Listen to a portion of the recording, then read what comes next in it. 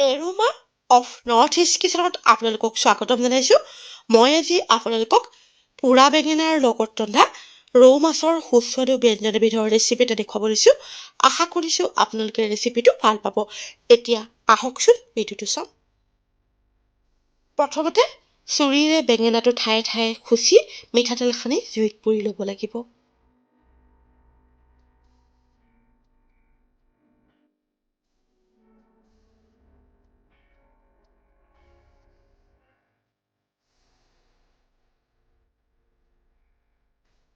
বেঙেনাটো পোৰা হৈ গৈছে। এতিয়া গেছৰ জুই নুমুৱাই বেঙেনাটো ঠাণ্ডা হ'বলৈ দিব লাগিব।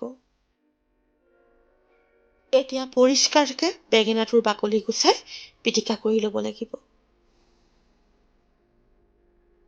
প্ৰিয় দৰ্শক, আপোনালোকে মোৰ এই চেনেলটোত আমাৰ পৰম্পৰাগত বিভিন্ন ধৰণৰ সুস্বাদু ৰেচিপিৰ ভিডিঅ' চাবলৈ পাব।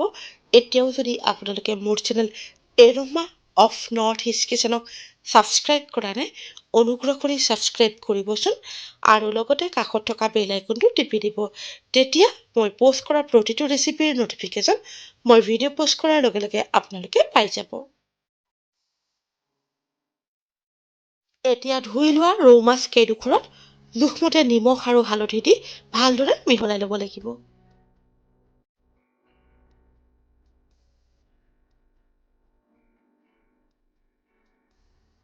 আঞ্জাখন ৰান্ধিবলৈ লগা উপকৰণসমূহ ইয়াতে মই লিখি দিছোঁ। আপোনালোকে ৰন্ধাৰ আগতে এবাৰ চাই ল'ব পাৰিব। এতিয়া কেৰাহীখন গেছত গৰম কৰি তাত প্ৰয়োজনমতে মিঠাতেল দি তেলখিনি ভালদৰে গৰম হ'বলৈ দিব লাগিব। এতিয়া গৰম তেলত মাছকেইডোখৰ দি দুয়োফালে ৰঙচুৱা হোৱাকৈ ভাজি ল'ব লাগিব।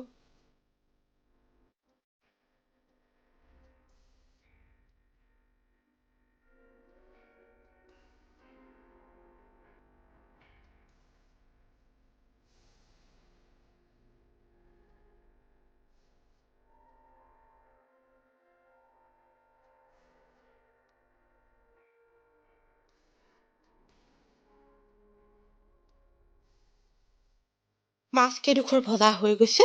এতিয়া নমাই থ'ব লাগিব।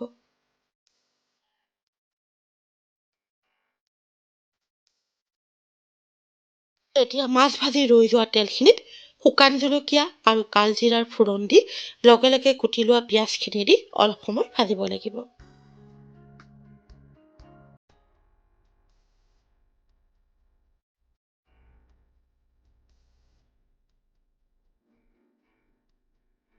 পিঁয়াজৰ বৰণ সলনি হ'বলৈ ধৰিলে তাত আদা নহৰুৰ পেষ্টখিনি দি অলপ সময় ভাজিব লাগিব।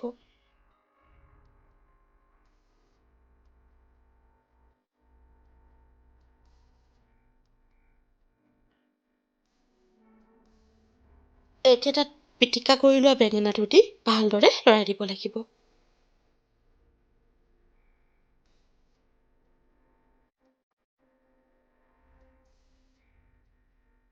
এতিয়া ভাজি থকা বেঙেনাখিনিৰ ওপৰত জোখমতে নিমখ, জিৰা গুড়ি, ধনিয়া গুড়ি আৰু হালধি দি ভালদৰে লৰাই অলপ সময় ভাজিব লাগিব।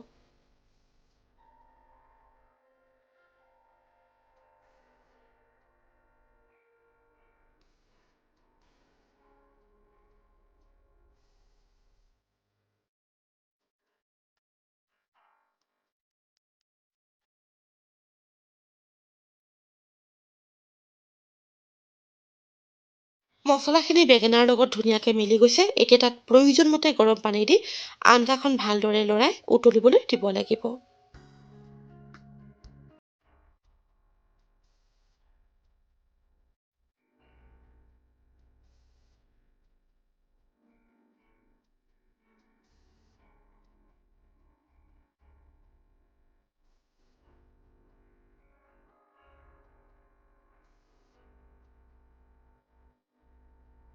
আঞ্জাখন প্ৰায় 5 মিনিটমান সময় উতলিবলৈ দিয়াৰ পিছত এতিয়া তাত জালুকৰ গুড়ি আৰু ভজা মাছকেইডোখৰ দি ভালদৰে লৰাই উতলিবলৈ দিব লাগিব।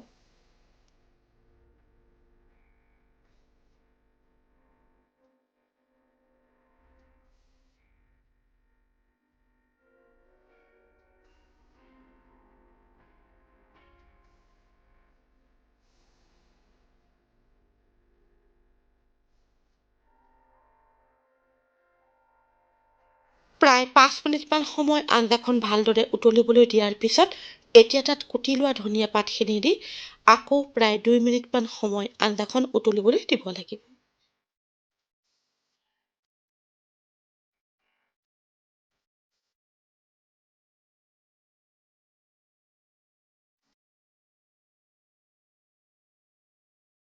পোৰা বেঙেনাৰ লগত ৰন্ধা ৰৌ মাছৰ সুস্বাদু ব্যঞ্জন প্ৰস্তুত হৈ গৈছে। এতিয়া গেছৰ জুই নুমুৱাই দিব লাগিব।